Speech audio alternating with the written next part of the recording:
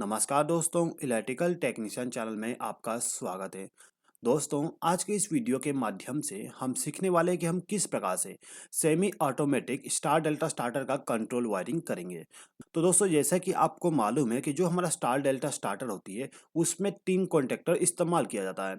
एक main contactor, एक delta contactor और एक स्टार कॉन्टेक्टर का इस्तेमाल किया जाता है। अब दोस्तों, जो हमारा मेन कॉन्टेक्टर होता है उसके द्वारा हम मोटर को मेन पावर सप्लाई देते हैं, यानी कि आर वाई बी तीनों फेज को हम मोटर को देते हैं। ठीक है। अब इसके बाद में दोस्तों, जो हमारा मोटर का वाइंडिंग होता है, वाइंडिंग को स्टार में कनेक्ट करने के लिए स्टार कॉन्टेक्टर का इस्तेमाल किया जाता है और वाइंडिंग को डेल्टा में कनेक्ट करने के लिए डेल्टा कॉन्टेक्टर का इस्तेमाल किया जाता है। दोस्तों, यदि आपको स्टार डेल्टा स्टार्टर का कॉन्सेप्ट समझ में नहीं आता तो मैंने उसके लिए एक बहुत प्यारा वीडियो बनाया हूँ। उस वीडियो में मैंने बहुत ही अच्छे तरीके से पूरा का पूरा कॉन्सेप्ट एक्सप्लेन कर दिया हूँ। उस वीडियो का लिंक मैं डिस्क्रिप्शन में दे दूंगा, आप वहां पे क्लिक करके उस वीडियो को देख सकते हो। ठीक है दोस्तों, चलिए स्टार्ट करते हैं। तो दोस्तों, यहाँ पर हमारे पास में 3 कॉन्टेक्टर हैं और इन तीनों कॉन्टेक्टर को हमें चालू करने के लिए कंट्रोल वायरिंग करना है। तो दोस्तों, यहाँ पे कंट्रोल वायरिंग करने के लिए सबसे पहले तो हम एक एमसीबी का इस्तेमाल करेंगे। यहाँ पे हमारे पास में 2 पोल का एमसीबी है। अब दोस्तों, जैसे कि आपको मालूम है कि जो हमारा मोटर होता है, मोटर के प्रोटेक्शन के लिए हम एक ओवरलोड रिले का भी इस्तेमाल करते हैं। तो यहाँ पर हमारे पास में एक ओवरलोड रिले हो गया। अब जो हमारा मोटर होता है वो स्टार्ट होने के बाद उसको हमें बंद करना पड़ता है। तो बंद करने के लिए एक स्टॉप पुश बटन की जरूरत पड़ती है और मोटर को स्टार्ट करने के लिए एक स्टार्ट पुश बटन की जरूरत पड़ती है। ठीक है दोस्तों, तो यहाँ पे हमारे पास बस इतना ही इक्विपमेंट चाहिए semi automatic star delta starter बनाने के लिए। दोस्तों, इस स्टार्टर में आपको टाइमर का इस्तेमाल करने की जरूरत नहीं है, इसीलिए इस स्टार्टर को semi automatic star delta starter कहा जाता है। यानी कि आपको मैनुअली स्टार में कनेक्ट करना है और मैनुअली ही आपको डेल्टा में कनेक्ट करना है। यहाँ पे स्टार में और डेल्टा में कनेक्शन करने के लिए इस पुश बटन का इस्तेमाल किया जाएगा, यानी कि स्टार्ट पुश बटन के द्वारा ही एक बार मोटर हमारा स्टार में कनेक्ट हो जाएगा और दूसरी बार हमारा मोटर डेल्टा में कनेक्ट हो जाएगा। अब दोस्तों, यहाँ पे हम कंट्रोल वायरिंग स्टार्ट करते हैं। तो देखिए, सबसे पहले तो हमें क्या करना है कि जो हमारा एमसीबी है, एमसीबी को हम इनकमिंग पावर सप्लाई दे देंगे। तो यहाँ पे हम क्या करते हैं, फेज सप्लाई दे देते हैं और इस वाले टर्मिनल पे न्यूट्रल पावर सप्लाई दे देते हैं। तो हमारा जो एमसीबी था इसको इनपुट पावर सप्लाई मिल गया। अब हम क्या करेंगे कि ये जो हमारा एमसीबी है, इस एमसीबी का आउटगोइंग टर्मिनल यानी कि जो फेज वाली टर्मिनल है, इसमें से हम एक वायर को कनेक्ट करेंगे और इसको ले जाके हमारा जो ओवरलोड रिले इसके एनसी कॉन्टैक्ट पे कनेक्ट कर देंगे। दोस्तों, ओवरलोड रिले का एनसी कॉन्टैक्ट 95 और 96 होता है। जैसे कि आप देख सकते हो यहाँ पे 95 लिखा हुआ है। ठीक है, 95 नंबर टर्मिनल हमारा एनसी होता है और इसका आउटगोइंग 96 नंबर टर्मिनल होता है। तो अब हम क्या करेंगे, ये जो हमारा 96 नंबर का टर्मिनल है इसमें से एक वायर को कनेक्ट करेंगे और इसको ले जाके स्टॉप पुश बटन को इनपुट पावर सप्लाई दे देंगे। अब हमें क्या करना है कि ये जो हमारा स्टॉप पुश बटन है इसके आउटगोइंग टर्मिनल से, यानी कि यहाँ से एक वायर को कनेक्ट करेंगे और इसको ले जाके हमारा जो स्टार्ट पुश बटन है इसको इनपुट पावर सप्लाई दे देंगे। ठीक है दोस्तों। अब दोस्तों, जैसे कि आपको मालूम है कि जैसे हम स्टार्ट पुश बटन को प्रेस करेंगे तो सबसे पहले हमारा स्टार कॉन्टेक्टर ऑन होना चाहिए। ठीक है, तो यहाँ पे जो हमारा स्टार्ट पुश बटन है इससे आउटपुट पावर सप्लाई जो जाएगा वो स्टार कॉन्टेक्टर में चली जाएगी, लेकिन इसके बीच में हमें एक इंटरलॉकिंग का इस्तेमाल करना पड़ेगा। यहाँ पे हमें क्या करना है कि जो हमारा डेल्टा कॉन्टेक्टर है इसका जो एनसी कॉन्टेक्ट है उसका इस्तेमाल हम स्टार कॉन्टेक्टर के सीरीज में कर लेंगे। यानी कि दोस्तों, जो हमारा डेल्टा कॉन्टेक्टर है इसका जो एनसी कॉन्टेक्ट है उसका इस्तेमाल हम A1 टर्मिनल पे जो पावर सप्लाई जाएगा उसके बीच में कर लेंगे। कैसे करेंगे समझ लीजिए। देखिए, आपको क्या करना है, ये जो स्टार्ट पुश बटन है इसके आउटपुट टर्मिनल से एक वायर को कनेक्ट करेंगे और इसको ले जाके डेल्टा कॉन्टेक्टर के एनसी कॉन्टेक्ट पे इनपुट पावर सप्लाई दे देंगे। दोस्तों, ये जो एड ऑन ब्लॉक है ये इस कॉन्टेक्टर के ऊपर में लगा होता है, लेकिन यहाँ पे मैं एक्सप्लेनेशन करने के लिए इसको यहाँ से निकाल के मैं यहाँ पे लगा दिया हूँ, जिससे कि आप अच्छे तरीके से इस ड्राइंग को समझ सके। ठीक है दोस्तों। तो दोस्तों, यहाँ पे आप कंफ्यूज ना होइएगा कि यहाँ पर हमारा जो डेल्टा का एनसी कॉन्टेक्ट है वो कहाँ से आ गया। ये जो एड ऑन ब्लॉक है वो इस कॉन्टेक्टर के ऊपर में लगा हुआ है। ठीक है दोस्तों। अब हमें क्या करना है, ये जो एनसी कॉन्टेक्ट है इसके आउटपुट टर्मिनल से एक वायर को कनेक्ट करेंगे और इसको ले जाके स्टार कॉन्टेक्टर के A1 टर्मिनल पे कनेक्ट कर देंगे। यहाँ पे जो हमारा स्टार कॉन्टेक्टर था इसको फेज सप्लाई मिल गया। अब इस कॉन्टेक्टर को चालू करने के लिए न्यूट्रल पावर सप्लाई की भी जरूरत पड़ती है। तो हम यहाँ पे क्या करेंगे, ये जो हमारा एमसीबी है इसके न्यूट्रल वाले टर्मिनल से एक वायर को कनेक्ट करेंगे और इसको ले जाके हमारा जो स्टार कॉन्टेक्टर है इसके A2 टर्मिनल पे कनेक्ट कर देंगे। दोस्तों, कॉन्टेक्टर का जो A1 और A2 टर्मिनल होता है वो कॉन्टेक्टर के कोयल का टर्मिनल होता है और A1 A2 पे पावर सप्लाई देने पे हमारा जो कॉन्टेक्टर है वो चालू हो जाती है। ठीक है दोस्तों। अब दोस्तों देखिएगा, यहाँ पे जो हमारा स्टार कॉन्टैक्टर है, इसके ऑन होने के बाद ही हमारा मेन कॉन्टैक्टर ऑन होना चाहिए। तो यहाँ पे हमें एक इंटरलॉकिंग इस्तेमाल करना पड़ेगा और उस इंटरलॉकिंग के बाद में हमें मेन कॉन्टैक्टर को ऑन कराना है, ठीक है। तो यहाँ पे हम क्या करते हैं, जो हमारा स्टार कॉन्टैक्टर है, इसका जो एनो कॉन्टैक्ट है उसका इस्तेमाल हम कर लेंगे। यानी कि यहाँ पे हम एनो कॉन्टैक्ट ले लेंगे।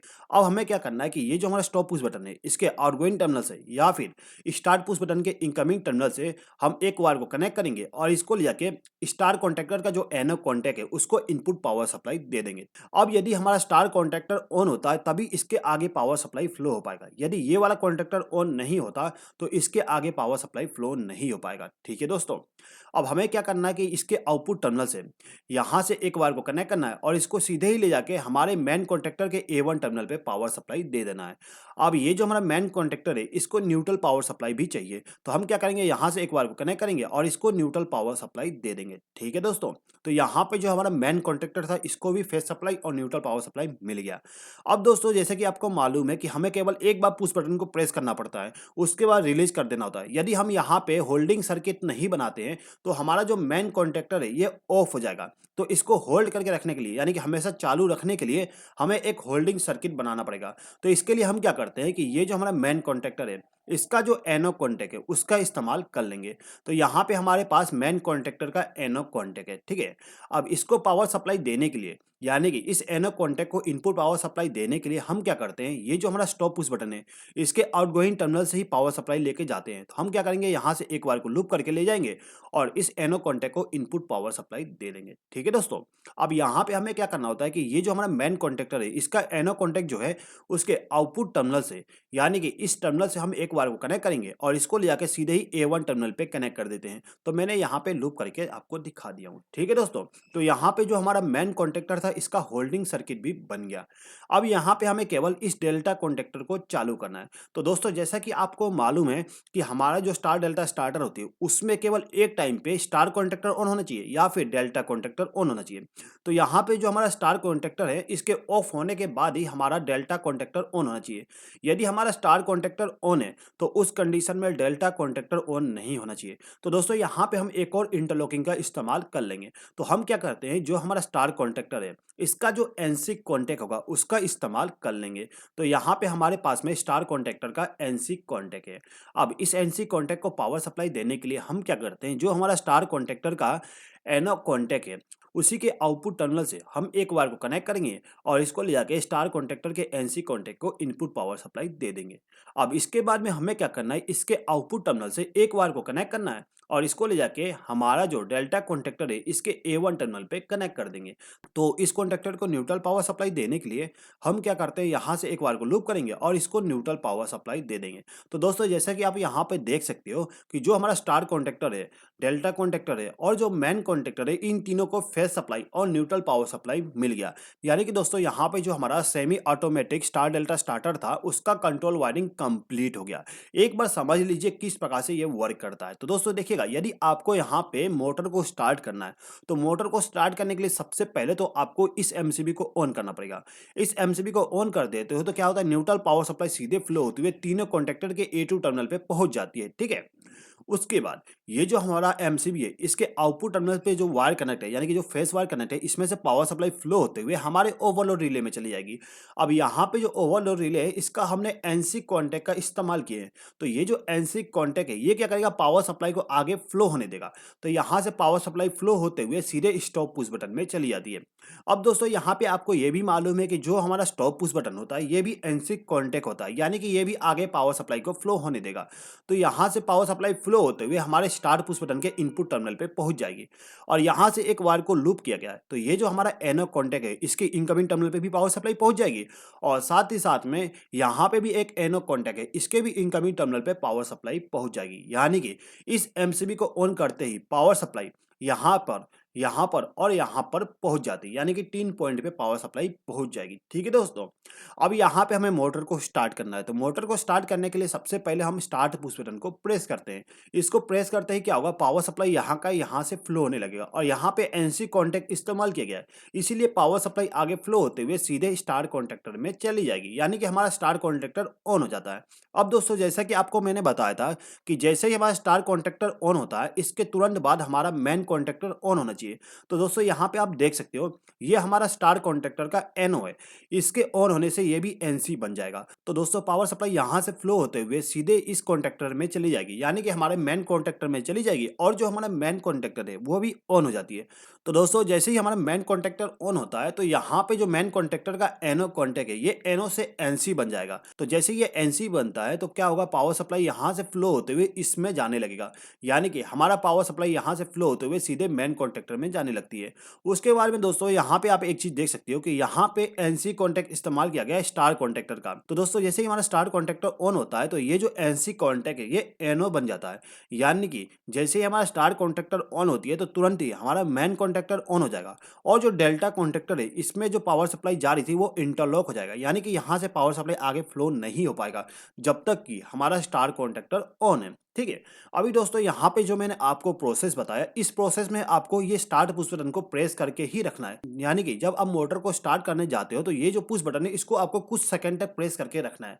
अब यहाँ पे प्रेस करके रखते हुए आपको ये देखना है कि जो आपका मोटर है उसका आरपीएम 75% तक पहुंच गया कि नहीं पहुंच गया है। जब आपको लगे कि मोटर का आरपीएम 75% तक पहुंच गया, तो उस कंडीशन में हम जो पुश बटन को प्रेस करके रखें इसको रिलीज कर देंगे। जैसे इसको रिलीज करते हैं तो यहाँ का जो पावर सप्लाई आगे फ्लो हो रही थी वो फ्लो होना बंद हो जाएगा, यानी कि यहाँ पे एनो कॉन्टैक्ट बन जाएगा। तो यहाँ पे एनो कॉन्टैक्ट बनने से क्या होगा, पावर सप्लाई आगे फ्लो नहीं हो पाएगा और जो हमारा स्टार कॉन्टैक्टर है ये ऑफ हो जाएगा। अब इसके ऑफ होने से क्या होता है कि ये जो कॉन्टैक्ट है ये एनो बन जाएगा। तो दोस्तों इसके एनो बनने से क्या होगा, ये जो पावर सप्लाई यहाँ से फ्लो हो रही थी वो फ्लो नहीं हो पाएगा, लेकिन ये जो हमारा मेन कॉन्टैक्टर का एनो कॉन्टैक्ट है वो एनसी बन के ही रहेगा, क्योंकि यहाँ पे पावर सप्लाई ऑलरेडी जा रहा था और ये होल्ड होकर रह गया, यानी कि एनसी बन के रह गया। तो इस कंडीशन में क्या होगा, पावर सप्लाई यहाँ से फ्लो होते हुए हमारे कॉन्टैक्टर में जाएगा और जो हमारा मेन कॉन्टैक्टर है वो ऑन रहेगा। अब दोस्तों यहाँ पे जो हमारा स्टार कॉन्टैक्टर था वो ऑफ हो गया है। उस कंडीशन में क्या होता है, पावर सप्लाई यहाँ से फ्लो होते हुए इस एनसी कॉन्टैक्ट से होते हुए हमारे डेल्टा कॉन्टैक्टर में चली जाएगी, यानी कि हमारा स्टार कॉन्टैक्टर ऑफ हो जाएगा और डेल्टा कॉन्टैक्टर ऑन हो जाएगा। कब होगा, जब हम पुश बटन को रिलीज करते हैं। ठीक है दोस्तों, तो दोस्तों कुछ इस प्रकार से हमारा जो मोटर है वो स्टार कनेक्शन से डेल्टा कनेक्शन में कन्वर्ट हो जाएगा। ठीक है दोस्तों, तो दोस्तों मैं उम्मीद करता हूं कि आप यहाँ पे समझ गए होंगे कि हम किस प्रकार से semi automatic star delta starter बनाते हैं। दोस्तों यदि आपको अभी भी किसी प्रकार का डाउट है तो आप कमेंट बॉक्स में कमेंट करके मुझसे पूछ सकते हैं। दोस्तों यदि आपको ये वीडियो पसंद आया हो तो प्लीज़ इस वीडियो पर लाइक शेयर और कमेंट कर दीजिएगा और यदि आपने अभी तक हमारे चैनल को सब्सक्राइब नहीं किया तो सब्सक्राइब भी कर लीजिएगा। इस वीडियो को देखने के लिए धन्यवाद।